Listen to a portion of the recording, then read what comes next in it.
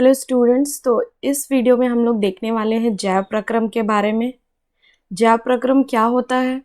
तो जैसे कि आप लोग अपना डे टू डे एक्टिविटी में जो भी काम करते हो, है ना, तो उसके लिए क्या चाहिए? आपको एनर्जी चाहिए। आप एनर्जी कैसे गेन करते हो? तो आप एनर्जी कैसे लेते हो? तो आप न्यूट्रिशन लेते हो। न्यूट्रिशन का क्या मतलब है? कि आप पोषण लेते हो, है ना। तो जब आप फूड इनटेक करते हो तो फिर क्या होता है कि आपका बॉडी जो है इसे डाइजेस्ट करता है, पाचन करता है, और फिर ये आपके बॉडी जो है एब्जर्व कर लेते हैं जो भी न्यूट्रिशन होता है उसको, और फिर आपका बॉडी एनर्जी रिलीज करता है, जिसके वजह से आप सारा एक्टिविटी परफॉर्म कर पाते हो। ठीक है, तो इस वाले चैप्टर में हम लोग यही देखने वाले कि जैव प्रक्रम होता क्या है। ठीक है ना। तो जैव प्रक्रम का बात क्या है कि जैसे कि एक आप कुछ भी चीज़ें खरीदते हो, गाड़ी हो गया या फिर कोई भी सामान, तो आप उसको क्या करते हो? डे टू डे मेंटेन करने की कोशिश करते हो, रिपेयर करते हो, वॉश करते हो, सर्विसिंग में देते हो, और तो और आप क्या करते हो साथ ही साथ कि उसमें पेट्रोल वगैरह भी फिल करते हो। तो इससे क्या होता है कि वो गाड़ी मेंटेन रहता है, और उससे क्या होगा कि वो स्मूथली रन कर सकेगा। तो हमारा बॉडी भी बिल्कुल ऐसा ही है। हमारे बॉडी को भी रिक्वायरमेंट है किसका? फूड का, है ना, ऑक्सीजन का, और भी बहुत सारी चीज़ों का। तो उसे फुलफिल करने के लिए ये सारा एक्टिविटी जो है इसे ही जैव प्रक्रम कहते हैं। ठीक है, तो आइए देखते हैं जैव प्रक्रम है क्या। जैव प्रक्रम वे सभी प्रक्रम जो संयुक्त रूप से जीव के अनुरक्षण का कार्य करते हैं, जैव प्रक्रम कहलाते हैं। तो संयुक्त रूप से, है ना, यहाँ पर एक बात कह रहा है संयुक्त रूप से। तो हमारा जो बॉडी है उसमें बहुत सारी एक्टिविटी होते रहती है, बहुत सारी क्रियाएं होते रहती है, जिसमें पहला है पोषण, दूसरा है श्वसन, तीसरा है वहन, और चौथा है उत्सर्जन। तो ये जो 4 एक्टिविटी है यही मिलकर किसका काम करती है? जैव प्रक्रम का। जैव प्रक्रम क्या है? एक प्रक्रिया है जिसमें अनुरक्षण का काम होता है, जीव के अनुरक्षण का काम। जीव के अनुरक्षण का मतलब क्या है? कि वो उसको मेंटेन करने का काम करता है, मेंटेनेंस का काम करता है। अगर आप ठीक तरीके से मेंटेन नहीं करोगे तो क्या होगा कि आपका जो बॉडी है वो ठीक से काम नहीं करेगा। इसीलिए मेंटेनेंस बहुत ज़रूरी है। मेंटेन करने से क्या होगा? बॉडी सही से फंक्शन करेगा, अदरवाइज आपको डिफ़िकल्टीज होगी, है ना। तो आइए देखते हैं पोषण क्या होता है। तो भोजन ग्रहण करना, पचे भोजन का अवशोषण एवं शरीर द्वारा अनुरक्षण के लिए उसका उपयोग पोषण कहलाता है। पोषण के आधार पर जीव को 2 समूहों में बांटा जा सकता है। तो सबसे पहले आपको समझना है कि पोषण क्या होता है। तो पोषण जो भी चीज़ें आप इनटेक करते हो, फूड, है ना, फूड है आपका पोषण। जो भी आप खाते हो आपके बॉडी में वो डाइजेस्ट होता है, और फिर उसका क्या करता है बॉडी? अवशोषण। अवशोषण का मतलब है एब्जॉर्व करता है आपका बॉडी। ठीक है, तो इससे क्या होता है? यही प्रोसेस जो है पूरा पोषण कहलाता है। ये सारा प्रोसेस जो है क्या कहलाता है? पोषण कहलाता है। तो पोषण को जनरली 2 पार्ट्स में डिवाइड किया गया है। पहला है स्वपोषी पोषण और दूसरा है विषमपोषी पोषण। तो आइए समझते हैं। तो पोषण क्या होता है? पोषण को 2 भागों में विभाजित किया गया है, स्वपोषी पोषण और विषमपोषी पोषण। ठीक है, तो स्वपोषी पोषण में हरे पौधे आते हैं जो अपना खाना क्या करते हैं? स्वयं बनाते हैं। ठीक है, जो भी एनवायरनमेंट में अवेलेबल है, कार्बन डाइऑक्साइड, है ना, देखिए यहाँ पे कार्बन डाइऑक्साइड, जल, सूर्य का प्रकाश, ये सब का यूज करके ये लोग क्या करते हैं? अपना भोजन स्वयं बनाते हैं। ठीक है, स्वयं अपना भोजन बनाते हैं। विषमपोषी पोषण में ये क्या करते हैं? जो हरे पेड़ पौधे भोजन बनाए हैं उस पे ये क्या होते हैं? डिपेंडेड होते हैं। ठीक है, पोषण का वह तरीका जिसमें जीव अपना भोजन स्वयं नहीं बना सकता, बल्कि अपने भोजन के लिए अन्य जीवों पर निर्भर होता है। तो ये दूसरे जीवों पर क्या रहता है? डिपेंडेंट रहता है। ठीक है, तो इसमें आएंगे आपके मानव और अन्य जीव। ठीक है, और आपका ये जो स्वपोषी पोषण है, पोषण का वह तरीका जिसमें जीव अपने आसपास के वातावरण में उपस्थित सरल अजैव पदार्थ जैसे कार्बन डाइऑक्साइड, पानी, सूर्य का प्रकाश से अपना भोजन स्वयं बनाता है। ठीक है, तो स्वयं बनाने की प्रक्रिया को क्या कहते हैं? स्वपोषी पोषण। और जब कोई बनाएगा और उस पर हम लोग डिपेंडेंट रहते हैं, है ना, तो उसे क्या कहते हैं? विषमपोषी पोषण। इसमें क्या होता है कि जैसे कि पौधे जो है बैगन बनाते हैं, है ना, फ्रूट्स देते हैं, तो हम लोग क्या करते हैं, उसे तोड़ते हैं और फिर अपने लिए यूज करते हैं, या फिर आप बाजार से जाकर सब्जियां खरीद कर लाते हो और फिर बनाते हो। तो ये हम लोग क्या है, डिपेंडेंट है, हम लोग अपना खाना खुद सिंथेसाइज नहीं कर सकते हैं, ठीक है। तो स्वापोषी पोषण हरे पौधे तथा कुछ जीवाणु जो प्रकाश संश्लेषण कर सकते हैं में होता है। तो यहाँ पर एक कॉन्सेप्ट आ रहा है प्रकाश संश्लेषण। तो आप लोगों ने पढ़ा भी होगा, आप लोगों को पता ही होगा प्रकाश संश्लेषण की प्रक्रिया किसे कहते हैं। तो यह वह प्रक्रम है जिसमें स्वापोषी बाहर से लिए पदार्थों को ऊर्जा संचित रूप में परिवर्तित कर देता है और पदार्थ कार्बन डाइऑक्साइड जल के रूप में लिए जाते हैं, जो सूर्य के प्रकाश तथा क्लोरोफिल की उपस्थिति में कार्बोहाइड्रेट में परिवर्तित कर दिए जाते हैं। तो आप लोग को प्रकाश संश्लेषण की प्रक्रिया पता ही होगी। प्रकाश संश्लेषण में क्या होता है कि एनवायरनमेंट से जो प्लांट है, प्लांट क्या क्या लेता है एनवायरनमेंट से, CO2 लेगा, वाटर लेगा और क्या लेगा, तो सनलाइट लेगा, सूर्य का प्रकाश भी लेगा, ठीक है। और सूर्य का प्रकाश लेकर ये क्या करता है, अपना फूड मैन्युफैक्चर करता है, सिंथेसाइज करता है, और जो वो सनलाइट है, सनलाइट को एब्जॉर्व करता है क्लोरोफिल, है ना, क्लोरोफिल सनलाइट को एब्जॉर्व करता है। यहाँ पे देख रहे हैं डायग्राम में दिखाया है रंध्र, तो रंध्र जो है स्टोमेटा, स्टोमेटा में बहुत सारे क्लोरोफिल यहाँ पे दिख रहा है आपको, ये वाला, तो उसमें जो होते हैं कोशिका, उसमें आपका प्रेजेंट रहता है, और ये क्या करता है, सनलाइट को ट्रैप करने का काम करता है, सूर्य के प्रकाश को अवशोषित करने का काम करता है, ठीक है। तो प्रकाश संश्लेषण की प्रक्रिया में वो क्या करते हैं, पौधे अपना भोजन तैयार करते हैं, तो यही है प्रकाश संश्लेषण की प्रक्रिया। तो प्रीवियस ईयर क्वेश्चन में ये क्वेश्चन आया था कि प्रकाश संश्लेषण किसे कहते हैं, प्रकाश संश्लेषण के लिए आवश्यक कच्ची सामग्री क्या क्या होती है, और प्रकाश संश्लेषण के दौरान कौन कौन सी घटनाएं होती है, ठीक है। तो ये सब आप कर लोगे। देखो यहाँ पे कह रहा है कि प्रकाश संश्लेषण के लिए आवश्यक कच्ची सामग्री, पहला है सूर्य का प्रकाश चाहिए, दूसरा क्लोरोफिल होना चाहिए पत्तों में, तीसरा है कार्बन डाइऑक्साइड, और चौथा है जल, ठीक है। तो ये चार चीज बहुत इंपॉर्टेंट है, ये चार कच्ची सामग्री बहुत जरूरी है, जिसके वजह से प्रकाश संश्लेषण की प्रक्रिया हो सकती है, और जिसमें ये इसमें से कुछ भी एब्सेंट रहेगा तो प्रकाश संश्लेषण की प्रक्रिया नहीं हो पाएगी। क्लोरोफिल जो है बहुत इंपॉर्टेंट है। और कह रहा है कि प्रकाश संश्लेषण के दौरान कुछ घटनाएं होती है, जैसे क्लोरोफिल द्वारा प्रकाश ऊर्जा को अवशोषित करना।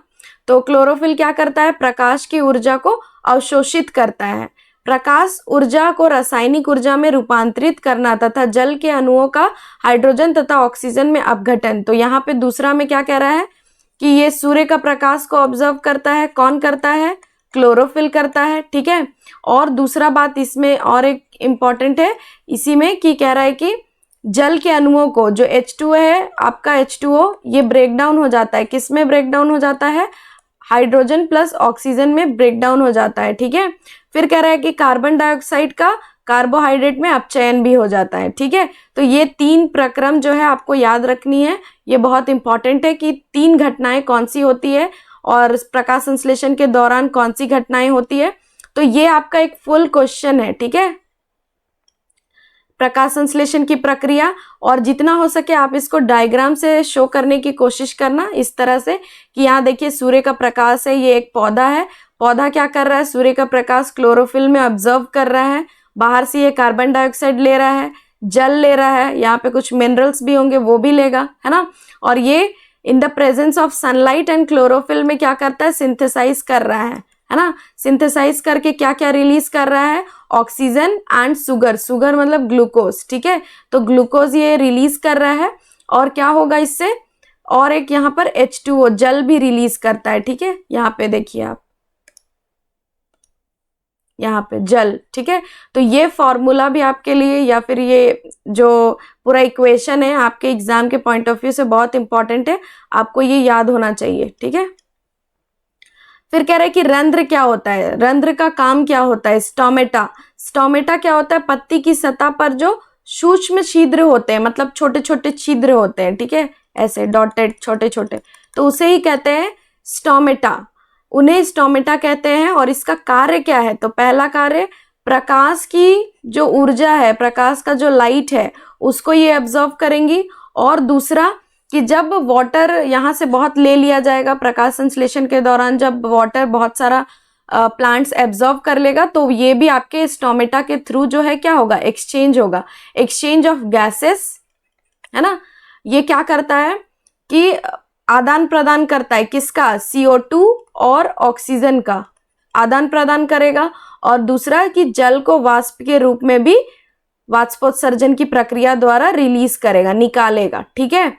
और कह रहे हैं कि रंध्र की पानी की सतह जो श्वसन गैस का विनिमय और वाष्पोत्सर्जन के लिए खुलते और बंद होते हैं। तो ये दो कार्य करती है। देखिए, आइए इसमें देखते हैं अच्छे तरीके से। ये देखिए आपका ये खुला है, खुला रंध्र है, और ये बंद वाला रंध्र है, ठीक है।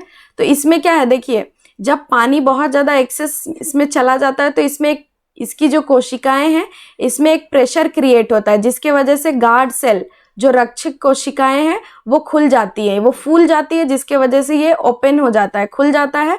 और यहाँ पर से क्या होता है, एक्स्ट्रा वाटर और क्या होता है, ऑक्सीजन रिलीज होता है, ठीक है। जो प्रकाश संश्लेषण में ऑक्सीजन बनता है और जो वाष्पोत्सर्जन में जल का जो है यहीं से बाहर आती है, ठीक है। यही स्टोमेटल पोर्स है, जिसे रंध्र कहेंगे, छिद्र ये है। और देखिए इसके बगल में यहाँ पे जो रक्षक कोशिकाएं हैं उसमें क्लोरोप्लास्ट भी प्रेजेंट है, ये जो आपको दिखाई दे रहा है, ठीक है।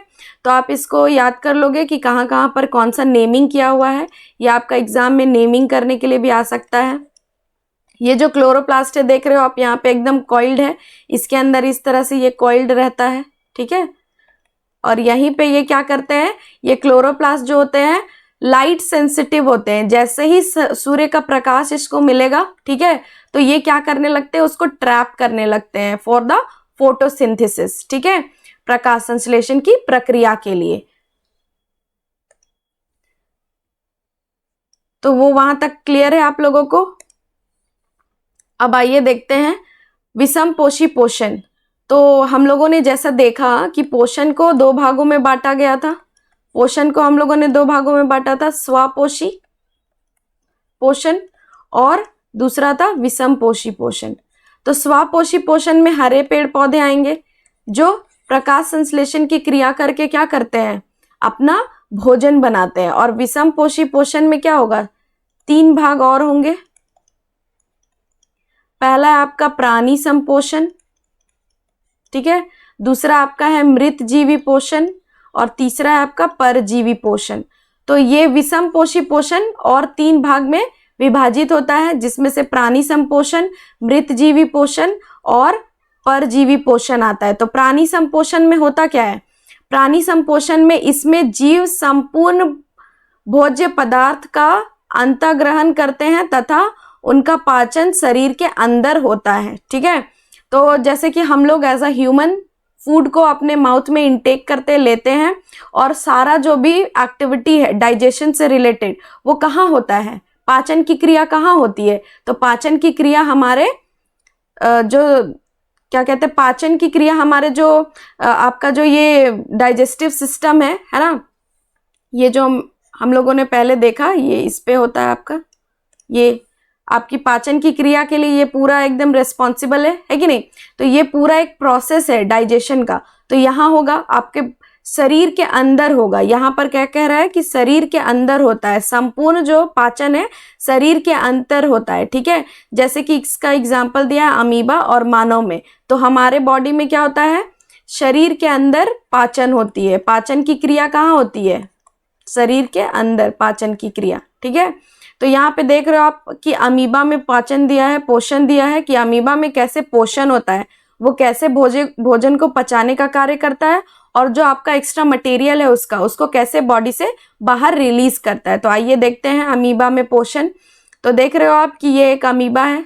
अमीबा को आप जानते ही होंगे, ये एक जीवी कोशिका है, एक कोशिकीय जीव है ये, है ना, सिंगल सेल ऑर्गेनिज्म है ये। तो इसमें क्या होता है, देखिए इसमें ये केंद्रक है, ये इसका साइटोप्लाज्म है, ठीक है, इसका सेल मेम्ब्रेन है ना, कोशिका झिल्ली है ये, और ये इसका सूडोपोडिया है। सूडोपोडिया को कूटपाद भी कहते हैं, ठीक है। तो आइए अब ये आप लोगों ने इसका डायग्राम देख लिया, अब इसकी मैकेनिज्म को समझते हैं कि सबसे पहले क्या करेगा, ये भोजन की तरफ अपना एक फिंगर लाइक स्ट्रक्चर बनाएगा, है ना, अंगुली जैसी संरचना, जिसे कूटपाद या फिर पादाप भी कहते हैं। तो ये क्या करता है, जैसे यहाँ पे एक फूड मटेरियल दिख रहा होगा आपको, ये आपको दिखाई दे रहा है फूड मटेरियल, है ना। यहाँ पे इसने क्या किया कि फूड मटेरियल को अच्छे से, फूड मटेरियल को आप देख पा रहे हो कि ये इसको घेर लेता है, ठीक है, और उसके बाद अपने शरीर के अंदर ले लेता है इसको घेरने के बाद, ठीक है। फिर क्या हो रहा है कि नेक्स्ट वाले में आप देख पा रहे हो कि पूरी तरीके से इसका जो भोजन है इसके शरीर के अंदर चला गया है, और ये लास्ट फोर्थ वाले में क्या हो रहा है कि इसमें पाचन की क्रिया हो रही है। ये पूरा जो फूड है ये पाचन हो जा रहा है इसमें, ठीक है, पाचित कर रहा है वो उसको।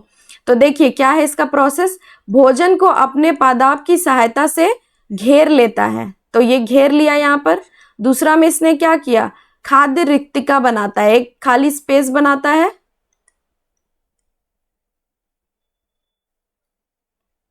ठीक है, और इसमें अपना फूड को रखता है, ठीक है। इसके बाद कह रहा है खाद्य रिक्तिका में जटिल पदार्थ का विघटन होता है। इसी रिक्तिका में क्या होगा, खाद्य पदार्थ का विघटन होगा, ठीक है। फिर कह रहा है कि सरल पदार्थ में ये इसको डिवाइड करेगा। बचा हुआ अपच कोशिका की सतह से की ओर गति करता है। तो ये सतह है, सतह से गति करेगा बाहर, बाहर की तरफ, है ना।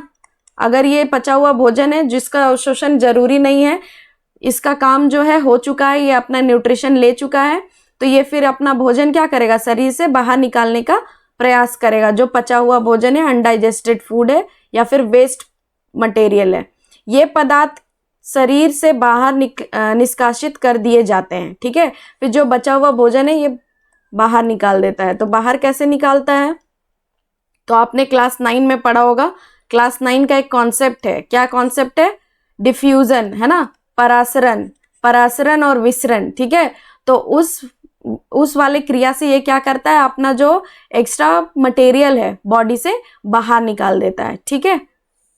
यहाँ पे और एक दिया है सेकंड में पैरामीशियम के बारे में। पैरामीशियम भी जो है पक्षाभ कोशिका को पूरी सतह को ढके होते हैं, और भोजन का एक विशिष्ट स्थान है से ही ग्रहण किया जाता है। मतलब वहां पे एक विशिष्ट स्थान है इसका जहां से ये भोजन ग्रहण करता है। जैसे देखिए ये पैरामीशियम है, पैरामीशियम में ये आप देख पा रहे हो कि यहाँ पूरा इसका बॉडी सीलिएटेड है ना, यही इसका जो है यहाँ पे एक स्ट्रक्चर बनाया, और यहाँ से ये क्या कर रहा है, भोजन को ग्रहण करने की कोशिश कर रहा है। आप देख पा रहे हो यहाँ पे कि भोजन को यहाँ पे ग्रहण करने के लिए एक स्पेसिफिक प्लेस है, एक विशेष स्थान है जहां से इसके बॉडी में फूड पार्टिकल्स अंदर जा रहा है, और ये छोटे छोटे पार्टिकल्स में ब्रेक डाउन भी हो रहा है, और थ्रू डिफ्यूजन ये बॉडी से बाहर भी आ रहा है। परासरण की विधि द्वारा, विसरण की विधि द्वारा ये बॉडी से बाहर आ रहा है, ठीक है।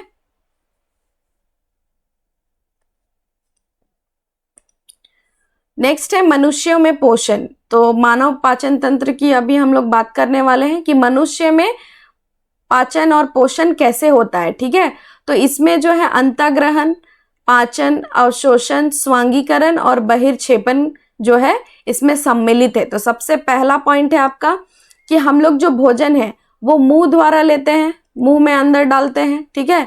उसमें क्या होता है कि भोजन को हम लोग अंतःग्रहण कर लिए, भोजन का क्या हो गया, अंतःग्रहण हो गया, ठीक है। दूसरा क्या करता है, दांत उसको चबाने का कार्य करता है, भोजन को चबाना, ठीक है।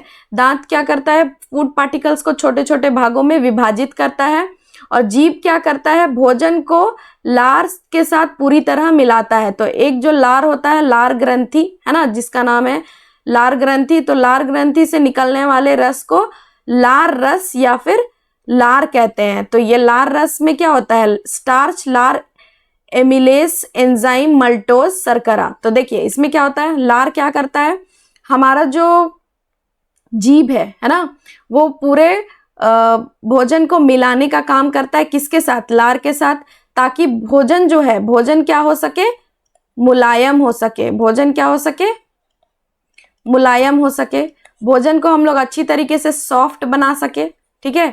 अगर ये सॉफ्ट नहीं होगा तो फिर क्या होगा कि हमारा जो एसोफेगस है, हमारा जो ग्रासिका है, ग्रास नली है, वहां पर ये भोजन क्या हो सकता है, फंस सकता है, ठीक है। तो आप लोगों ने बचपन में क्या किया होगा, कभी ना कभी आपने हॉर्लिक्स या फिर कुछ भी मिल्क पाउडर वगैरह आप मम्मी के देखने से पहले जल्दी जल्दी खा लेते होगे, तो फिर अचानक से वो क्या होता है कि आपके एसोफेगस में, ग्रास नली में वो फंस जाता है ना। लेकिन अगर आप उसे अच्छी तरीके से मुंह में डालकर मिलाकर खाओगे तो लार क्या करता है, भोजन को सॉफ्ट बना देता है, मुलायम बना देता है, जिसके वजह से वो आपके ग्रास नली में फंसे नहीं, वो आसानी से नीचे चला जाए। ठीक है। और फिर ये ग्रास नली में क्या होता है, भोजन के ग्रासिका में मुंह से आमाशय तक ये इसे जोड़ रहा है। देख रहे हैं, मुंह से आमाशय तक यहाँ तक जोड़ने का काम कर रहा है। और क्या कह रहा है कि इसमें एक गति होती है। गति, कौन सी गति होती है? क्रमाकुंचन गति। क्रमाकुंचन गति, ये बहुत इंपॉर्टेंट है। कौन सी गति होती है हमारे ग्रासिका में? क्रमाकुंचन गति होती है, मूवमेंट होता है। ठीक है, द्वारा ले जाया जाता है। ग्रासिका की मांसपेशियां संकुचन और शिथिलन होती है, मतलब एक बार रिलैक्स मोड में आता है और एक बार कॉन्ट्रैक्टेड फॉर्म में जाता है, जिसके वजह से हमारा जो भोजन है मुंह से आमाशय तक पहुंचने के लिए ग्रासिका में एक क्या होता है, गति होता है, जिसे क्रमाकुंचन गति कहते हैं। इसकी सहायता से वो हमारे मुंह से स्टमक तक, आमाशय तक पहुंचता है। ठीक है। देखिए यहाँ पर जो आप देख पा रहे हो कि ये एक सलाइवरी ग्लैंड है ना, यहाँ से सलाइवा निकलता है, सलाइवा निकलता है जिसका नाम है एमिलेज, है ना, एमिलेज। और क्या होता है, फिर यहाँ पर एक गति होती है। कौन सी गति होती है इसमें? क्रमाकुंचन गति। कौन सी गति होती है? क्रमाकुंचन गति। ठीक है, क्रमाकुंचन गति होती है, जिसकी सहायता से ये भोजन जो है स्टमक तक पहुंचता है। ठीक है। इसके बाद क्या होता है, देखिए, इसके बाद स्टमक में भोजन पहुंच गया, आमाशय में भोजन जैसे ही पहुंचता है तो आमाशय की दीवारों में एक ग्रंथि होती है जिसे जठर ग्रंथि कहते हैं। क्या कहते हैं? जिसे जठर ग्रंथि। ठीक है, जठर ग्रंथि कहते हैं जिसे। तो जठर ग्रंथि क्या करती है? जठर ग्रंथि जो है 3 प्रकार के रस का स्रवन करती है। पहला है पेप्सिन, ठीक है, दूसरा है आपका HCl और तीसरा है श्लेष्मा। 3 रस का ये क्या करती है? स्रवन करती है। पेप्सिन, HCl और श्लेष्मा। पेप्सिन का क्या कार्य है? पाचक एंजाइम प्रोटीन का पाचन करता है। ये पेप्सिन क्या करता है? प्रोटीन का पाचन करता है, प्रोटीन का। आप मेरे साथ साथ इसका एक नोट्स बनाते चलो जिससे कि आपको इजी होगा। ठीक है, पेप्सिन क्या करता है? प्रोटीन का पाचन करता है। HCl क्या करता है? तो HCl जो है भोजन को अम्लीय बनाने का कार्य करता है, भोजन को अम्लीय बनाता है। और दूसरा, जितने भी उसमें क्या होते हैं बैक्टीरिया, है ना, भोजन में जो भी हार्मफुल सब्सटेंसेस होती है उसको मारने का भी काम करता है, किल करता है, उनको हटाता है। ठीक है, ये एक काम करता है। दूसरा आपका है श्लेष्मा। HCl बहुत ही एक HCl जो है बहुत ही अम्लीय होता है, जिससे क्या होता है आपका जो स्टमक का इनर लाइनिंग है वो खराब होने का चांसेस रहता है। ठीक है, तो श्लेष्मा क्या करता है? उसकी आंतरिक दीवारों की रक्षा करता है। जैसे आपके आमाशय है तो श्लेष्मा रिलीज होगा, जिसके वजह से आमाशय की आंतरिक आस्तर की ये क्या करता है?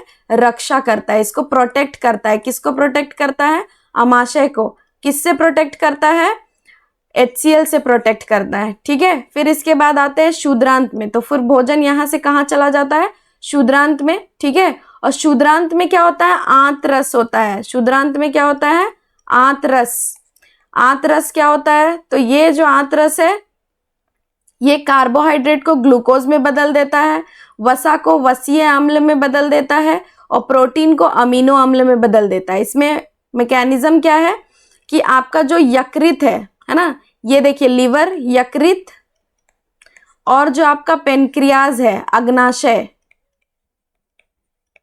इन दोनों जगह से रस सिक्रीट होता है। ठीक है, जूसेस आते हैं। कौन कौन से जूस? तो इसमें से यकृत से तथा अग्नाशय से स्रवन प्राप्त करता है, जिसमें कह रहा है यकृत से आता है पित्तरस। यकृत से क्या आ रहा है बच्चों? पित्तरस। पित्तरस आ रहा है यकृत से, है ना। और अग्नाशय से आपको याद रखना है, अग्नाशयिक रस आएगा, सेम रस आएगा, अग्नाशय से अग्नाशयिक रस। इसका कार्य क्या है? तो देखिए ये जो आपका यकृत से पित्त रस आ रहा है, यकृत से जो पित्त रस आएगा यहाँ से, ये जो बड़े बड़े ग्लोब्यूल्स है ना, प्रोटीन का जो पाचन हुआ आमाशय में, तो बड़े बड़े जो आपकी गोलिकाएं हैं उसको छोटी छोटी गोलिकाएं में बदल देगा ताकि इसका अच्छे से पाचन हो सके।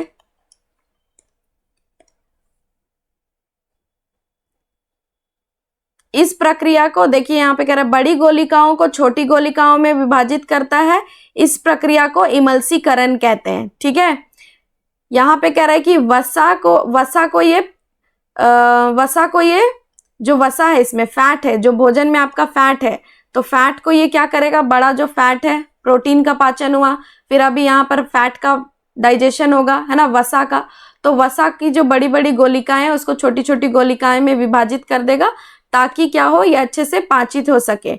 अग्नाशय से अग्नाशयिक रस आएगा। ठीक है, इसमें से आपका एमिलेज आएगा, एमिलेज एंजाइम, ट्रिप्सिन, फिर से जो आप लोगों ने देखा था जठर ग्रंथि में क्या आया था, पेप्सिन, अब पेप्सिन का भाई आएगा ट्रिप्सिन। ठीक है, ट्रिप्सिन आएगा। ठीक है, और आपको याद रखना है पेप्सिन और ट्रिप्सिन दोनों ही प्रोटीन का पाचन करते हैं। ठीक है, इसीलिए मैं इनको दोनों को भाई बता रही हूँ कि ये दोनों क्या करेंगे, पेप्सिन और ट्रिप्सिन दोनों ही प्रोटीन का पाचन करते हैं। ठीक है, और प्रोटीन का पाचन करके इसको पेप्टोन्स में बदल देता है। वसा जो है आपका वसा अम्ल में परिवर्तित हो जाएगा और स्टार्च जो है ग्लूकोज में परिवर्तित हो जाएगा। ठीक है, तो ये सारा आपका यहाँ पर एक्टिविटी होता है जिसकी वजह से आपका भोजन का पाचन होता है। ठीक है, तो आंत रस से क्या निकलता है, रस निकलता है जो कि क्या करता है, कार्बोहाइड्रेट को चेंज कर देता है, किसमें, ग्लूकोज में, कार्बोहाइड्रेट को चेंज कर देगा ग्लूकोज में। दूसरा है आपका वसा, वसा मतलब फैट, तो फैट को किस में चेंज कर देगा, ग्लिसरॉल में। ठीक है, ग्लिसरॉल में चेंज कर देगा। और जो आपका प्रोटीन है, प्रोटीन जो है आपका, प्रोटीन को बदल देगा अमीनो अम्ल में। ठीक है, तो ये आपको याद रखना है। फिर इसके बाद क्या होता है कि ये जो पाचित भोजन है वो दीर्घ रोम में जो वहां पर प्रेजेंट होता है, आपका जो इंस्टेंस्टाइन है, देख रहे हो आप यहाँ पे, ये जो आपका छोटी आंत है, ठीक है, ये स्मॉल इंस्टेंस्टाइन, छोटी आंत जो है आपका, इसके अंदर फिंगर लाइक प्रोजेक्शन होता है। ठीक है, इस तरह से, और ये क्या करती है, ये भोजन का अवशोषण करने का काम करती है। ठीक है, इसमें बहुत सारे ब्लड वेसल्स प्रेजेंट होते हैं जो भोजन का अवशोषण करती है और पूरे बॉडी में पहुंचाने का भी काम करती है। ठीक है, तो ये आपका यहाँ पर स्मॉल इंटेस्टाइन छोटी आंत में होता है, छोटी आंत में। ठीक है, जो भी डाइजेस्टेड भोजन है, जो भी डाइजेस्ट हो चुका है, वो यहाँ पे एब्जॉर्व हो जाएगा इस प्रोजेक्शन जैसे स्ट्रक्चर से। इसका कार्य क्या है कि भोजन का अवशोषण करना और सतही क्षेत्रफल को बढ़ाता है ये। ठीक है, तो ये आपका हो गया। अब जो आपका अपशिष्ट है वो चला जाएगा आपका लार्ज इंटेस्टाइन में, बड़ी आंत में, वृत्तांत में चला जाएगा। ठीक है, यहाँ पे लार्ज इंटेस्टाइन में, और लार्ज इंटेस्टाइन में सिर्फ आपका क्या होता है, बड़ी आंत में क्या होता है, सिर्फ और सिर्फ जल का अवशोषण होता है, जल का अवशोषण।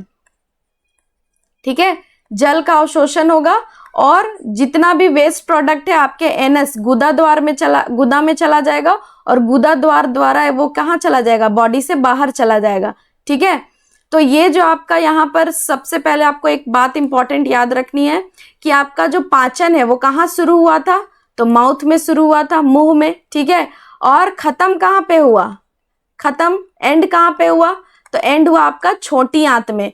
छोटी आंत में आपका कंप्लीट डाइजेशन हो गया। वहां पर जो ये आपको दिखाई दे रहा है स्ट्रक्चर, यहाँ पर क्या हुआ, भोजन का अवशोषण हुआ। इसे कहते हैं दीर्घ रोम। क्या कहते हैं इसे, दीर्घ रोम, विली, है ना। इसका कार्य क्या है, सतही क्षेत्रफल को बढ़ाता है ये विली। ठीक है, तो इसमें आपका जो भोजन का अवशोषण हो गया, और यहीं पर आपका जो पाचन की क्रिया है ये समाप्त हो गई यहाँ पे छोटी आंत में। ठीक है, और फिर बड़ी आंत में आपका सिर्फ क्या हुआ, भोजन में से जल का सिर्फ अवशोषण हुआ, जल का। ठीक है, ये आप याद रखोगे, जल का अवशोषण कहाँ हुआ, बड़ी आंत में, वृत्तांत में। ठीक है, ये कंप्लीट हो गया आप लोगों को। आई होप समझ में आया होगा, नहीं समझ में आया तो आप इसे दोबारा देखिए, इसमें उतना ज़्यादा दिक्कत नहीं है, आप समझ सकते हो। एक प्रोसेस आपको फॉलो करना है कि पहला नंबर में क्या होगा, सेकंड में कहाँ जाएगा भोजन, थर्ड में भोजन आमाशय में पहुंचता है, और चौथा में शूद्रांत में, और पांचवा वृत्तांत में, और इसके बाद जो है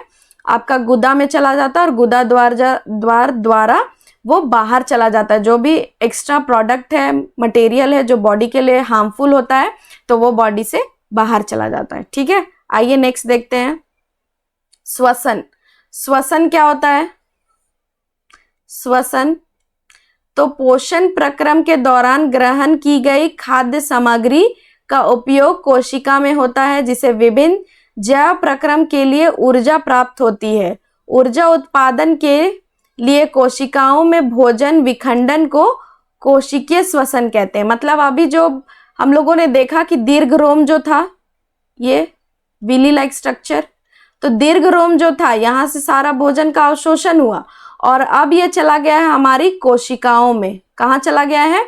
कोशिकाओं में। अब कोशिकाओं में क्या होगा, इसका श्वसन के दौरान इसका जो फूड पार्टिकल्स जो यहाँ गया है, उसमें से हम लोग एनर्जी निकालने का काम करेंगे। ठीक है, तो एनर्जी निकालने का प्रोसेस देखिए क्या है कि यहाँ पर विभिन्न पथ द्वारा ग्लूकोज का विखंडन किया जाता है।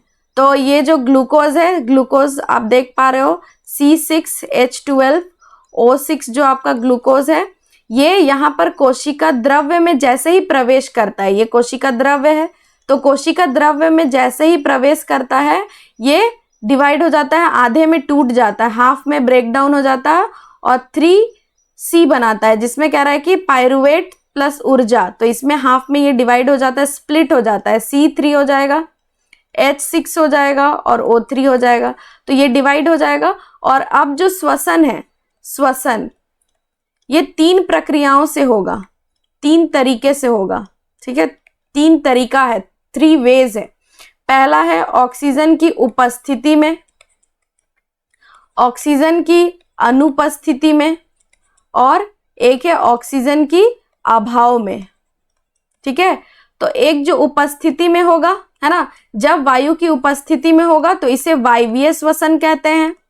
जब इसकी अनुपस्थिति में होगा तो अवायवीय श्वसन कहलाएगा, है ना, और अभाव वाला में लैक ऑफ ऑक्सीजन है ये, तो इसमें 2 ही श्वसन की यहाँ पे प्रक्रिया बताया है, वायवीय श्वसन और अवायवीय श्वसन। ठीक है, तो देखिए आइए क्या होता है इसमें। ऑक्सीजन की जो अनुपस्थिति है, इसमें इथेनॉल, कार्बन डाइऑक्साइड और ऊर्जा जैसे ईस्ट का किण्वन। तो यहाँ पर जो है एल्कोहल बनाने के लिए, इथेनॉल का बनाने के लिए क्या किया जाता है, ऑक्सीजन की अनुपस्थिति में इसका श्वसन कराया जाता है, जिससे यहाँ पर इथेनॉल बनकर तैयार हो जाता है, कार्बन डाइऑक्साइड रिलीज होता है और ऊर्जा भी रिलीज होता है। ठीक है, समथिंग 2 ATP ऊर्जा रिलीज होता है। ATP क्या है? एड्रोनोसिन ट्राइफॉस्फेट ATP।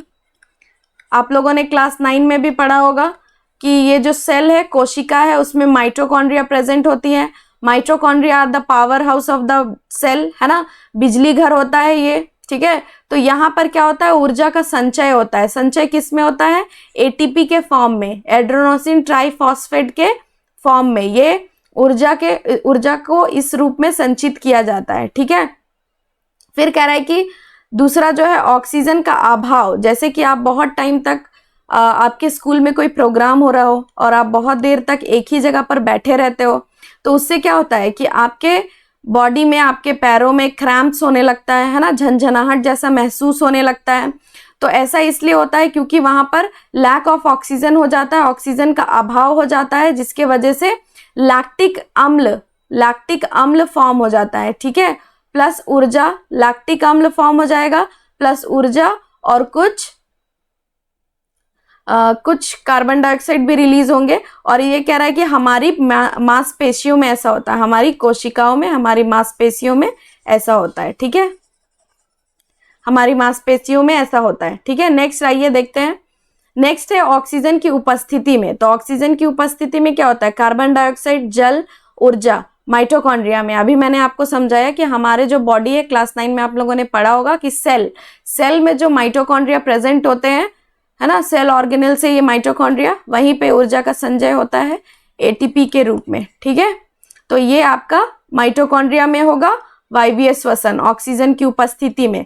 अनुपस्थिति में ईस्ट में होगा। ठीक है, और ऑक्सीजन के अभाव में हमारे मांसपेशियों में होता है, जिसमें लैक्टिक एसिड बनता है, ये इंपॉर्टेंट है, ठीक है। और हमारे इसमें ऊर्जा समथिंग 38 एटीपी फॉर्म होता है, ये याद रखोगे आप लोग। तो श्वसन दो प्रकार के होते हैं, वायवीय श्वसन और अवायवीय श्वसन। तो वायवीय श्वसन में क्या होता है, ऑक्सीजन की उपस्थिति में होगा, ये बहुत इंपॉर्टेंट है, अभी मैंने समझाया कि जब उपस्थित होगा तो ऑक्सीजन की उपस्थिति में होगा, इसे वायवीय श्वसन कहेंगे। ग्लूकोज को पूर्ण उपचयन होता है और कार्बन डाइऑक्साइड, पानी और ऊर्जा मुक्त होती है। यह कोशिका द्रव्य या माइटोकॉन्ड्रिया में होता है। अधिक ऊर्जा उत्पन्न होता है, जैसे यहाँ पे लिखा हुआ है 36 एटीपी, ठीक है। तो 38 कर लोगे आप इसको, 38 और 36 में से कंफ्यूज नहीं करोगे, 38 एटीपी होता है, ठीक है। नेक्स्ट है मानव अवायवीय श्वसन, ऑक्सीजन में उपस्थित होता है और ग्लूकोज को अपूर्ण उपचयन होता है, जिसमें एथेनॉल, लैक्टिक अम्ल, कार्बन डाइऑक्साइड और ऊर्जा मुक्त होती है। यह केवल कोशिका द्रव्य में होता है। तो अवायवीय श्वसन कहाँ होता है, कोशिका द्रव्य में, कोशिका द्रव्य में होता है और इसमें 2 एटीपी ऊर्जा निकल कर आती है, ठीक है। तो आई होप आप लोगों को ये समझ में आया हो। अगर आप लोगों को कोई भी डाउट है तो इसे फिर से देखिए, आपको समझ में जरूर आ जाएगा, ठीक है। ये जो यहाँ आपको दिखाई दे रहा है, ये जो आपका डायग्राम है, इसे घर में प्रैक्टिस करिए। एग्जाम के पॉइंट ऑफ व्यू से ये इंपॉर्टेंट है कि आप इसमें बता सकते हो कि जो श्वसन की प्रक्रिया है वो 3 भाग में होती है ना। श्वसन 3 पाथ है जिसके तहत जो है श्वसन होता है। पहला है उपस्थिति में, दूसरा है अनुपस्थिति में और एक है अभाव में। तो ये 3 आप अपने एग्जाम के लिए थोड़ा इसको प्रिपेयर कर लोगे, क्यों, क्योंकि ये आने का पॉसिबिलिटी होता है, ठीक है। तो आपको याद रखना अनुपस्थिति वाला कहाँ होगा, तो ये ईस्ट में होगा। उपस्थित ऑक्सीजन के अभाव में तो मांसपेशियों में, हमारी कोशिका पेशी में होता है। और ऑक्सीजन की उपस्थिति में कहाँ होता है, माइटोकॉन्ड्रिया में, ठीक है। नेक्स्ट देखिए, यहाँ पे इसका प्रोसेस दिखाया है कैसे कैसे होता है, तो ये भी आप देख लोगे। ये जो कुपिका है ना, यहीं पर ऑक्सीजन और कार्बन डाइऑक्साइड का एक्सचेंज होता है, ये याद रखोगे कुपिका में।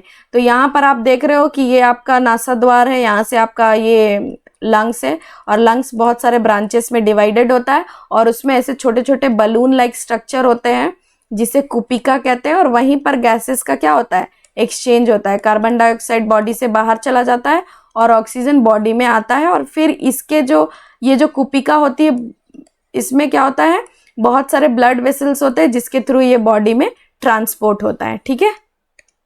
यहाँ भी दिखाया गया, देखिए छोटा छोटा है ना।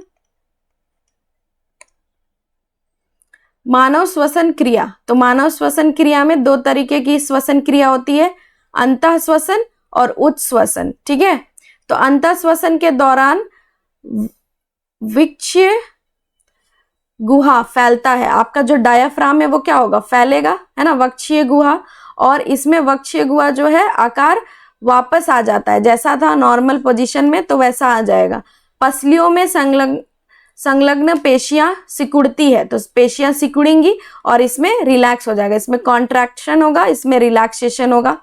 दूसरा कह रहा है कि वक्ष ऊपर की ओर, बाहर की ओर गति करता है, तो ये बाहर की ओर जाएगा, गति करेगा जब आप सांस लोगे, है ना। आप ब्रीद इन ब्रीद आउट करते हो ना, तो जब आप करोगे तो वो अंदर की तरफ, बाहर की तरफ, इस तरह से मूवमेंट होगा, ठीक है।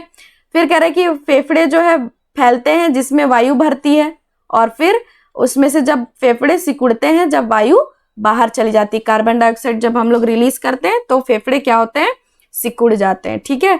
तो अंतःश्वसन सांस द्वारा वायुमंडल से गैसों को अंदर लेना, उच्छ्वसन फेफड़े से वायु के गैसों को बाहर निकालना, उच्छ्वसन। और स्थलीय जीव श्वसन के लिए वायुमंडल से ऑक्सीजन का उपयोग करते हैं और जो जीव जल में रहते हैं वे जल में विलय ऑक्सीजन का उपयोग करते हैं। आपका क्वेश्चन नंबर 4 में ये क्वेश्चन है, आपके एक्सरसाइज वाले जो ब्लू कलर का दिया रहता है बॉक्स, उसमें एक क्वेश्चन है कि जलीय जीव जो होते हैं वो स्थलीय जीव की अपेक्षा अधिक तेजी से, है ना, फास्ट वो लोग ब्रीदिंग क्यों करते हैं, उनका ब्रीदिंग फास्ट क्यों है, तो यही इसका रीजन है कि स्थलीय जीव जो होते हैं क्या करते हैं, वायुमंडल में उपस्थित ऑक्सीजन को ग्रहण करते हैं। तो वायुमंडल में ऑक्सीजन की मात्रा अधिक है एज कंपेयर टू जल में, है ना। तो जो जल है उसमें क्या है, घुलित ऑक्सीजन का प्रयोग करते हैं वो लोग, इसीलिए उनका जो श्वसन की दर है वो स्थलीय जीव की मुकाबले क्या होती है, अधिक तेजी से होती है, तेजी से। ठीक है, ये आपका क्वेश्चन हर बार लगभग एग्जाम में आता है, तो आप लोगों को एक बार इसको पढ़ लेना चाहिए। ठीक है, कुपिका जो यहाँ पे दिखाया है सेम बात है ना, तो इसको भी आप पढ़ लोगे। फिर संवहन, नेक्स्ट आपका है संवहन। तो संवहन क्या होता है, मनुष्य में भोजन, ऑक्सीजन व अन्य आवश्यक पदार्थों के लिए निरंतर आपूर्ति करने वाले तंत्र श्वसन तंत्र कहलाते हैं। निरंतर आपूर्ति करेगा मतलब आपको जो जरूरत है ऑक्सीजन का, है ना, तो वो आपके बॉडी में पहुंचाएगा, जिसे ही क्या कहते हैं, जिसे कहते हैं वहन। ठीक है, से संवहन भी कहते हैं। मानव संवहन तंत्र में मुख्य अव्यय इस प्रकार है, हृदय, रक्त नलिकाएं और वाहन माध्यम रक्त लसिका। ठीक है, तो रक्त को यहाँ पर मेनली दो पार्ट्स में डिवाइड किया गया है, एक है ठोस अव्यय और एक है द्रव्य अव्यय। तो ठोस में आपका 3 फिर से सेग्रीगेट किया गया है, एक है आरबीसी, डब्ल्यूबीसी और प्लेटलेट्स। ठीक है, और प्लाज्मा जो तरल वाला है उसको प्लाज्मा बोलते हैं, पीले रंग का तरल पदार्थ जिसमें 90% जल होता है, 90% जल होता है। ठीक है,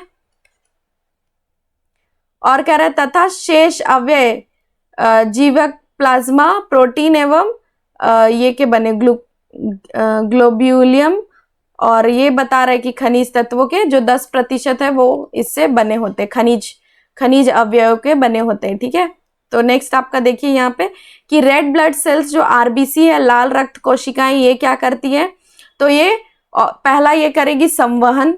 किसका संवहन करेगी ये, तो ये संवहन करती है किसका O2 का एंड CO2 का।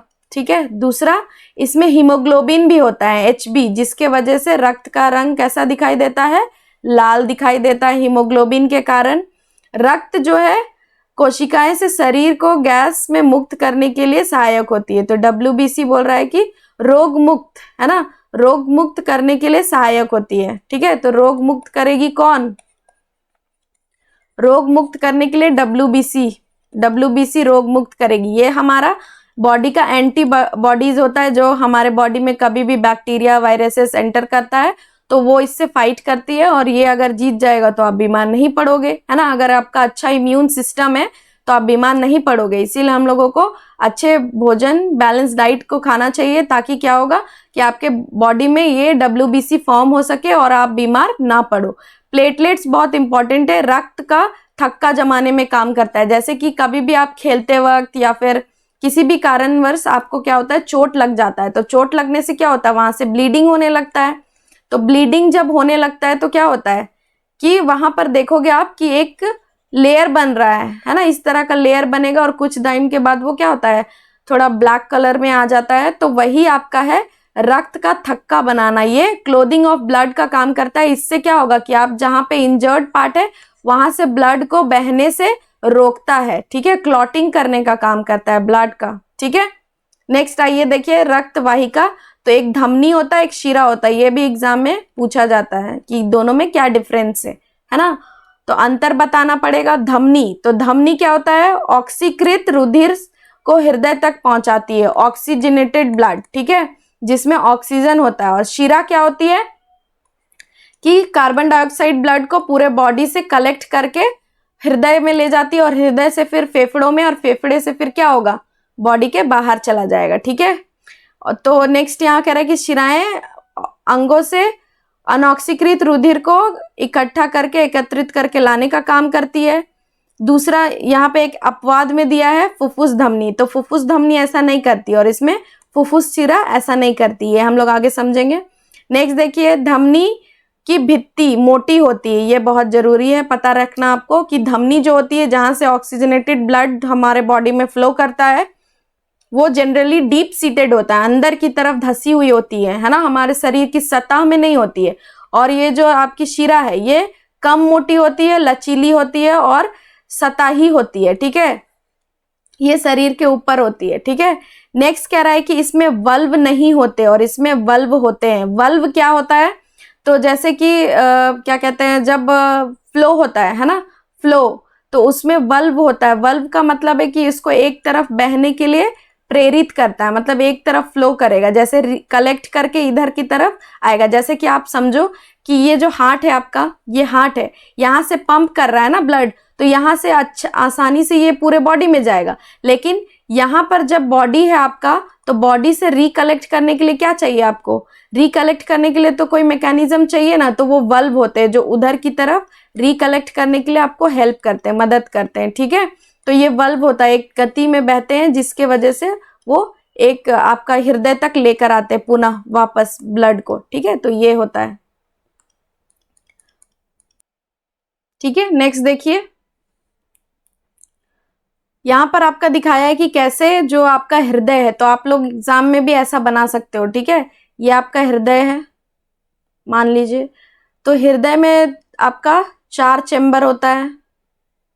फ्रॉग्स में कितने होते हैं आपके बुक में ये मेंशन है ना। फ्रॉग में, रेप्टाइल्स में ये सब दिया हुआ है, तो एक बार आप उसको देखोगे, ठीक है। बुक से भी आपको पढ़ने की जरूरत है, ठीक है।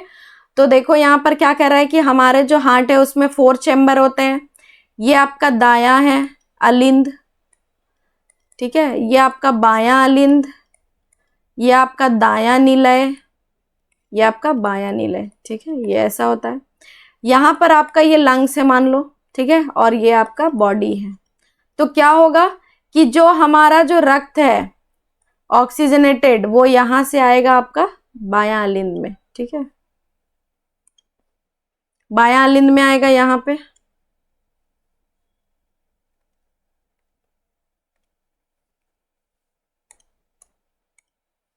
उसके बाद क्या है कि यहां से फिर ये क्या करेगा, नीचे आएगा, यहां से यहां आएगा और यहां से पूरे बॉडी में जाएगा, ठीक है। तो ये फर्स्ट स्टेप और ये सेकेंड स्टेप आपका,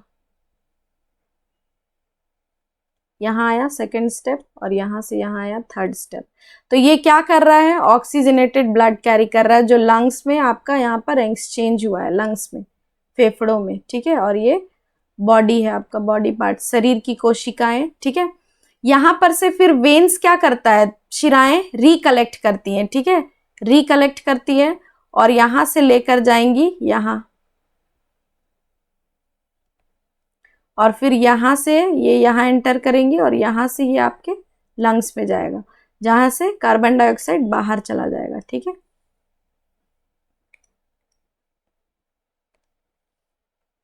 कार्बन डाइऑक्साइड बॉडी से बाहर जाएगा, ठीक है। तो ये कलेक्ट कर रही है कार्बन डाइऑक्साइड को। तो यही आपका पहला, दूसरा, तीसरा स्टेप। चौथा स्टेप यहाँ से कलेक्ट करने का होगा इसका, ठीक है। ये कलेक्ट करके बॉडी से ले जा रही है लंग्स, हार्ट में। फिफ्थ स्टेप ये है कि लंग्स में ले आई, और सिक्स स्टेप ये है कि ये लंग्स तक पहुंचा दी, हार्ट से लंग्स तक। तो ये आपका डीऑक्सीजनेटेड ब्लड हो गया, ठीक है ना, डीऑक्सीजनेटेड ब्लड हो गया।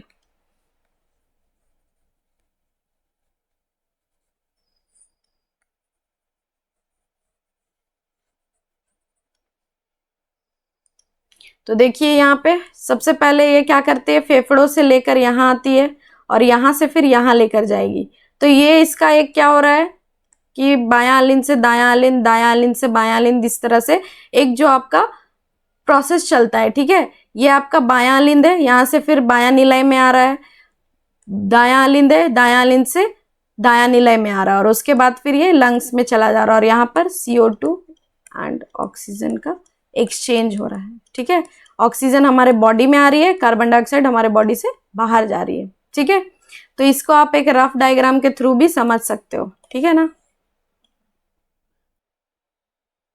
तो आइए नेक्स्ट देखते हैं। यहाँ पे कह रहा है कि मानव में जो मानव हृदय है एक पंप की तरह कार्य करता है। मानव हृदय कैसे कार्य करता है, एक पंप की तरह कार्य करता है, इसे पंप करने का कार्य करता है, ठीक है, जिसके वजह से हमारा जो ब्लड है उसका फ्लो बना रहे और हमारा बॉडी में सारे जगह पे जहाँ पे रिक्वायरमेंट है वो पहुंचता रहे। अलिंद की अपेक्षा निलय पेशीय भित्ति मोटी होती है। तो जो निलय है उसकी पेशीय भित्ति मोटी होती है, क्योंकि निलय को पूरे शरीर में अधिक रक्तचाप से रुधिर भेजना होता है। मतलब अगर हाई फ्लो में नहीं भेजा जाएगा, ठीक है, तो हाई फ्लो में नहीं जाने से क्या होगा कि जहां तक रिक्वायरमेंट है वहां नहीं पहुंच पाएगा। इसीलिए निलय जो होता है वो अधिक क्या होती है, मोटी पेशी और भित्ति की बनी होती है, जिसके वजह से वो हाई प्रेशर में ब्लड को हमारे बॉडी में भेजती है। ठीक है, तो आई होप आप लोग को ये समझ में आ गया होगा। आप एक रफ डायग्राम ऐसे बना लेना, लंग्स, हार्ट और बॉडी पार्ट्स, और उसको आप इस तरह से फ्लो चार्ट जैसा करने की कोशिश करके आप उसको नेमिंग करके ऐसे एग्जाम में बना सकते हो। ठीक है, यहाँ से ये यहाँ आता, यहाँ से यहाँ जाए। ठीक है, और एग्जाम में भी आप इस तरह से रिप्रेजेंट कर सकते हो। इफ अगर आपको हार्ट बनाने नहीं आता है तो ऐसे भी चलेगा। ठीक है, इस तरह से भी आप शो कर सकते हो। ठीक है, तो आप देखिए पादपों में क्या होता है, परिवहन।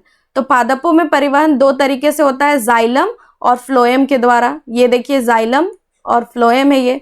तो जाइलम क्या करता है, हमेशा याद रखोगे, ज से क्या होता है, जल, और जाइलम हमेशा जल का संवहन करता है। फ्लोएम फ से क्या होता है, फूड, है ना, फूड मतलब भोजन। तो भोजन का क्या करता है, ये संवहन करता है। ऐसे आप याद रखोगे तो आप कभी नहीं भूलोगे। ठीक है, तो ये आपके लिए एक ट्रिक है जो आप हमेशा याद रख सकते हो। बच्चे कभी कभी कंफ्यूज हो जाते हैं कि जाइलम क्या होता है, फ्लोएम क्या होता है। तो उन लोगों को ये पता है कि जाइलम जो है प्लांट में पाया जाता है, और प्लांट में वो क्या करता है, संवहन करता है, ट्रांसपोर्टेशन करता है। लेकिन उनको डिफिकल्टी ये होती है कि वो कंफ्यूज हो जाते हैं कि फ्लोएम किसका फ्लो करता है और जाइलम। तो आप हमेशा ज को इस जल वाले ज से रिलेट करना, जाइलम, तो आपको हमेशा याद रहेगा, और इस फ को हमेशा फूड से रिलेट करना, तो भोजन, फ्लोएम। ठीक है, तो ये जो जाइलम है ये क्या करता है, जल को जड़ से लेकर ऊपर की तरफ जाता है। तो ये यूनी डायरेक्शनल होता है, वन वे फ्लो सैप, एक तरफ से फ्लो करता है। ठीक है, फ्लोएम क्या करता है, तो फ्लोएम जो होता है बाई डायरेक्शनल होता है, two way flow of SAP. ठीक है, तो ये दोनों दिशा में गति कर रहा है। देख रहे हो आप कि नीचे भी आ रहा है और नीचे से ऊपर भी जा रहा है। ठीक है, तो दो दिशा में गति करता है, और ये क्या करता है, एक दिशा में, वन वे, एक दिशा में। ठीक है, फिर कह रहा है कि cell with a end wall, तो इसमें जो है थोड़ा एंड वॉल होता है। कह रहा है कि thick cell wall made of cellulose, और ये सेल्यूलोज का बना होता है, और ये किसका बना होता है, लिग्निन का बना होता है। ठीक है, नो एंड वॉल्स, तो इसमें एंड वॉल्स है ही नहीं, इसमें एंड वॉल्स है, प्रेजेंट है, ये बता रहा है। ठीक है, वाटर, फूड, यहाँ देख रहे हो वाटर है यहाँ पे, और यहाँ पे फूड पार्टिकल्स है, और ये क्या कर रहा है, मिनरल्स एंड वाटर को ट्रांसपोर्ट कर रहा है, मिनरल्स एंड वाटर। ठीक है, तो आइए समझते हैं।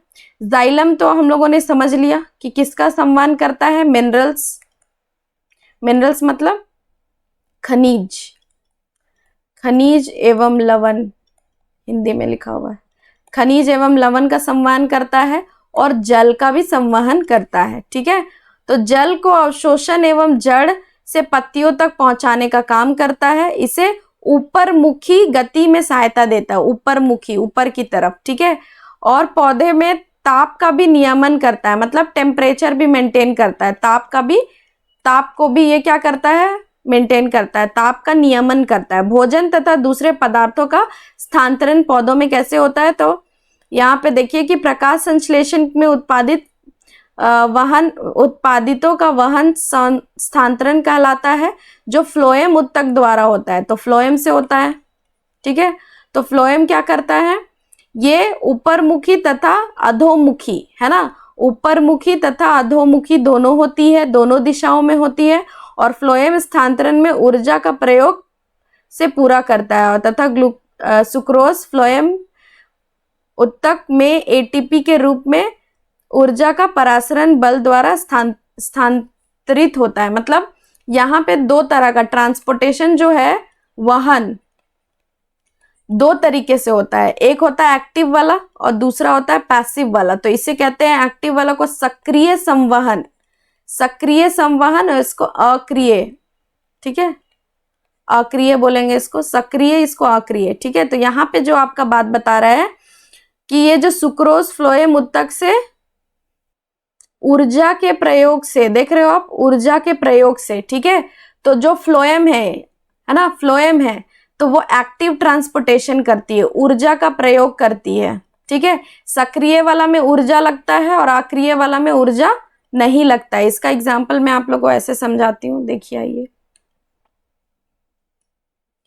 ये एक प्लांट है, ठीक है, इसमें क्या है, वाटर भी है और मिनरल्स भी है। ठीक है, तो ये क्या करता है, वाटर को और मिनरल्स को एब्जॉर्ब करते हैं प्लांट्स। तो ये जो प्लांट होता है वो मिनरल्स को एब्जॉर्ब करता है ऊर्जा खर्च करके, ठीक है, ऊर्जा का प्रयोग करके ये मिनरल्स को एब्जॉर्ब करता है, और वाटर को ये क्या करता है, बिना ऊर्जा खर्च किए ही एब्जॉर्ब कर लेता है। इसे कहते हैं ये जो आपका मिनरल्स को एब्जॉर्ब करने में ऊर्जा जो खर्च किया है, इसे कहते हैं सक्रिय वहन, सक्रिय एक्टिव ट्रांसपोर्टेशन हुआ ये। और ये वाटर क्या है, हायर कंसंट्रेशन टू लोअर में मूव करता है, उच्च सांद्रता से निम्न सांद्रता की ओर गति करता है। तो इससे ये बिना ऊर्जा खर्च किए वाटर का ट्रांसपोर्टेशन हो जाता है, ठीक है। तो यही यहाँ पर कह रहा है कि जब फ्लोएम जब ये कार्य करता है तो उसे ऊर्जा खर्च करनी पड़ती है, ठीक है। और ये ऊर्जा कैसा होता है, तो एटीपी में होता है। अभी हम लोग ने थोड़ी देर पहले पढ़ा कि वो जो एटीपी क्या होता है, एड्रेनोसिन ट्राइफॉस्फेट, है ना। तो ऊर्जा को इसी में संचित किया जाता है, ठीक है। तो देखिए मानव में उत्सर्जन, अब ये मानव में उत्सर्जन है, तो मानव का उत्सर्जन देखते आइए। ये है मानव में उत्सर्जन। मानव में आपको दिख रहा है ये किडनी लाइक स्ट्रक्चर, ठीक है। इस किडनी लाइक स्ट्रक्चर में बहुत सारे नेफ्रॉन्स होते हैं, millions of nephrons are present, ठीक है, बहुत सारे नेफ्रॉन्स प्रेजेंट होते हैं। इसका कार्य क्या है कि ये क्या करेगा कि यहां से देखिए, यहाँ पे जो आपका ये ब्लू कलर का आपको दिखाई दे रहा है, ये रेड है, तो ब्लू वाला जो है आपका अनफिल्टर्ड ब्लड है, यहां से एंटर कर रहा है। ये जो अनफिल्टर्ड ब्लड है वो एंटर कर रहा है, ठीक है। और एंटर करके यहाँ पे नेफ्रॉन्स है बहुत सारे, तो नेफ्रॉन्स में एंटर करने के बाद क्या होता है, यहाँ से ये मूव करते हुए आते हैं, और सबसे इंपॉर्टेंट काम यहीं पे होता है आपका, ये हेनेल लूप में, यहाँ पे ये हेनेल लूप, हिंदी में भी हेनेल लूप ही होगा, आप उसको लिख लोगे हेनेल लूप, ठीक है। तो हेनेल लूप में क्या होता है, रीअब्जॉर्प्शन होता है, पुनः अवशोषण। तो किसका होता है पुनः अवशोषण, तो देखिए किसका यहाँ पे देखिए, पहले फिर समझते हैं, तो नेफ्रॉन से ही समझने की कोशिश करते हैं कि ये जो है आपका यहाँ का इसका भाग वगैरह दिया हुआ है वो देख लीजिएगा। तो यहाँ पे देखिए, तो सबसे पहले क्या होता है कि आपका जो एंटर किया वहां से, और यहाँ पर कह रहा है कि जब वृक्क धमनी की शाखा वृक्काणु में प्रवेश करती है तब जल लवण ग्लूकोज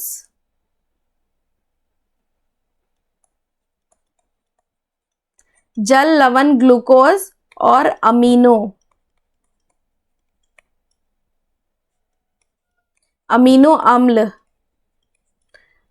अम्ल व अन्य नाइट्रोजी अपशिष्ट पदार्थ कोशिका गुच्छ से छनकर बोमन संपुष्टि में आ जाते हैं, ठीक है। तो ये रहा आपका बोमन संपुष्टि, बोमन कैप्सूल, यहाँ आ जाते हैं, ठीक है। ये सब छनकर, कौन कौन सी चीजें छनकर आ गए हैं, जल, लवण, ग्लूकोज, अमीनो अम्ल, ये सब, ठीक है। नेक्स्ट आगे क्या कह रहा है कि अब इसका वर्णात्मक पुनः अवशोषण होगा। यहाँ पर अभी मैंने जो रीअब्जॉर्प्शन का बात किया हेनेल लूप में, अब यहाँ पे से ये यहाँ एंटर करेगा और हेनेल लूप में जाएगा, तो हेनेल लूप में क्या होगा, रीअब्जॉर्प्शन होगा। किसका रीअब्जॉर्प्शन हो रहा है, कह रहा है वृक्काणु के नलिकार भाग से शरीर के लिए उपयोगी पदार्थ जैसे ग्लूकोज, अमीनो अम्ल और लवण तथा जल का पुनः अवशोषण हो जाएगा। तो ये चारों का क्या होता है, फिर से पुनः अवशोषण। क्या होगा बच्चों, पुनः अवशोषण ये होगा, ठीक है। फिर कह रहा है कि जो यूरिया है इसमें जो आपको समझना है कि यहाँ पर पुनः अवशोषण हुआ, काम खत्म हुआ। अब जो एक्स्ट्रा वेस्टेज प्रोडक्ट है वो यहाँ से होते हुए आपका ये जो कलेक्टिव डक्ट है, कलेक्टिव डक्ट में आ जाता है, ठीक है, कलेक्टिव डक्ट में, ठीक है। तो वहां से फिर होते हुए आपका ये संग्रहित जो जगह दिख रहा है आपको, वहां पे संग्रहण होता है, मूत्र संग्रहक वाहिनी, मूत्र वाहिनी से होता हुआ फिर बाहर निकल जाता है। तो यहाँ पे ये जो संग्रहण हुआ है, और ये संग्रहण वाला किससे जुड़ा हुआ है, ये यहाँ जुड़ा हुआ है, ये जो आपका ब्लैडर दिख रहा है, मूत्राशय दिख रहा है, ये आपका यहाँ पे जुड़ा होता है यहाँ से, और ये क्या करता है, यहाँ पर आकर स्टोर होता है और फिर मूत्राशय से बॉडी से बाहर चला जाता है, ठीक है। तो आपको बस ये मैकेनिज्म समझना है कि हमारा जो उत्सर्जन तंत्र है, ये है आपका किडनी, ठीक है। तो यहाँ पर क्या होता है, दो बीन लाइक स्ट्रक्चर दिख रहा है आपको, है ना। ये आपका क्या है, राइट वाला है, ये आपका लेफ्ट है ना। तो जब ये देख रहे हो लेफ्ट थोड़ा ऊपर है, राइट थोड़ा नीचे है, ठीक है। तो देखो यहाँ पे क्या कह रहा है कि ये जो आपका यहाँ से पूरा ये आपका ये जो ब्लू वाला कलर का दिखाई दे रहा है, ब्लू वाला आपका कहाँ आएगा, यहाँ अंदर किडनी के अंदर, और किडनी के अंदर मिलियंस ऑफ नेफ्रॉन्स प्रेजेंट रहेंगे। जो आपका यहाँ से अपशिष्ट वाला जो जल ब्लड आ रहा है वो बोमन कैप्सूल में जाएगा, बोमन कैप्सूल से होते हुए हेनल लूप में जाएगा, और हेनल लूप में रीअब्जॉर्प्शन होगा किसका, अमीनो अम्ल, जल, लवण, ग्लूकोज का, ठीक है। पुनः अवशोषण होगा, और पुनः अवशोषण होने के बाद क्या होगा कि ये जो पुनः अवशोषण करके जो फिल्टर्ड वाला ब्लड है ये रेड वाले से फिर बॉडी में वापस चला जा रहा है, ठीक है, वापस जा रहा है। और जो वेस्ट प्रोडक्ट है वो यहाँ पर कलेक्टिव डक्ट में अवशोषित संग्रहण में आकर यहाँ पे संग्रहित हो रहा है, और ये संग्रहण वाला कहाँ जुड़ रहा है, आपका ये ब्लैडर में, मूत्राशय में जुड़ रहा है, और फिर वहां से आकर ये मूत्र नलिका से मूत्र द्वार से ये बाहर आ जाएगा, ठीक है। तो ये है आपका मैकेनिज्म। आई होप आप लोग को समझ में आया हो, ठीक है। नेक्स्ट आप देखो ये क्या है, हाँ तो एक है आपका इसमें कृत्रिम वृक्क, है ना।